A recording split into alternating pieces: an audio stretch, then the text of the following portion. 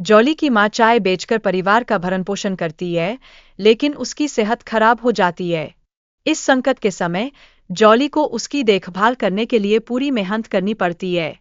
Jolly के दोस्त उसकी स्थिति का मजाक उड़ाते हैं, जिससे वह और ज्यादा परेशान हो जाता है।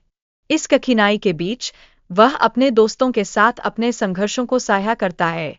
एक बुआ आदमी जॉली की चाय की दुकान पर आता है और उसकी चिंता का कारण पूछता है। जॉली इस अवसर का लाभ उठाते हुए अपनी समस्याओं के बारे में उसे विस्तार से बताता है। जादुई गाय ने जॉली को चाय बनाने में सहायता की। उसने गाय की शक्ति का इस्तेमाल करके अनोखी चाय बनाई, जिसके परिणामस्वरूप उसकी दुकान तेजी से लोकप्रिय हो गई। जॉली ने अपनी मेहनत से मां की बीमारी का इलाज किया। चाय बेचकर पैसे जमा करने के बाद उसने अपनी मां की देखभाल की, जो उसकी जिम्मेदारी का प्रतीक है। जॉली के पुराने दोस्त सम्राट और जिग्नेश उसकी सफलता को देखकर जलन महसूस करते हैं।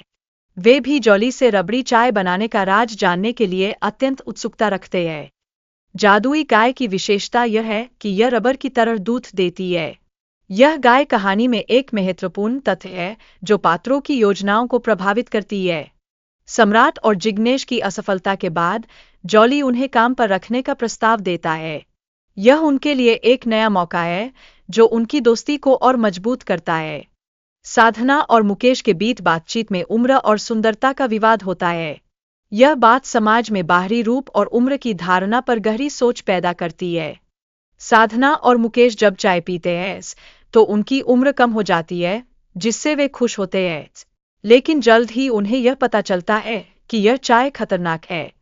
रमन अपने माता पिता को पत्थर में बदलते हुए देखता है और गांव के अन्य लोग भी इसी संकट से गुजरते हैं। यह एक सामूहिक संकट का स्पष्ट संकेत है। रमन और गांव वाले सिद्ध बाबा के पास जाते हैं, जो उन्हें बताते हैं कि उस जादुई चाय की जादू को खत्म करने का एकमात्र तरीका क्या है।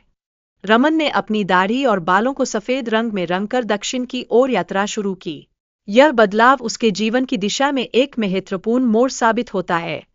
चाय बेचने वाली महिला ने रमन को जादुई चाय की पेशकश की, जो उम्र घटाने का दावा करती है। यह चाय वास्तव में एक जादूगरनी का जाल थी। जैसे ही महिला ने चाय पी, वह तुरंत रात में बदल गई।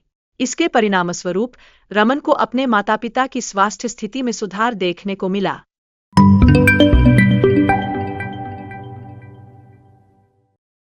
गांव में वर्षा की कमी से कृषि में गंभीर चुनौतियां उत्पन्न हो रही थीं। मोहन के पिता ने जब उसे समझाया, तो उन्होंने गांव छोड़ने का विकल्प भी विचार किया। मोहन को शिक्षा प्राप्त करने के लिए शहर भेजा गया, ताकि वह गांव की समस्याओं के समाधान में सक्षम हो सके। शिक्षा के उपरांत मोहन ने अपने गांव की पारंपरिक प्रथाओं को बदलने का दृढ़ निश्चय किया। मोहन जब गांव लौटा, तो उसने जमींदार के समक्ष अपने अधिकारों की महत्वपूर्ण चर्चा की। यह संघर्ष गांव के निवासियों के लिए आशा की एक नई किरण बनकर उभरा। हालांकि मोहन की मां ने उसे गांव छोड़ने के लिए बाध्य किया, क्योंकि वह गर्मी और कठिनाइयों को सहन करने की स्थिति में नहीं थी। फ्रिज की मरम्मत के पश्चात मोहन ने उस अद्भुत शक्ति का अनुभव किया, जिसने उसे बर्फ की एक असाधारण दुनिया में पहुंचाया। इस बर्फ की दुनिया में मोहन को गांव की समस्याओं के समाधान खोजने का एक अनूठा अवसर मिला, जो उसकी और उसके गांव की किस्मत को बदल सकता था। बर्फ के आदमी की कहानी से यह स्पष्ट होता है कि डर ने गांव वालों के जीवन को किस प्रकार पूर्ण रूप से प्रभावित किया। यह डर उनकी दैनिक गतिविधियों का अभिन्न हिस्सा बन गया था। मोहन ने गांव वालों को साहस दिखाने और अपने अधिकारों के लिए संघर्ष जारी रखने के लिए प्रेरित किया।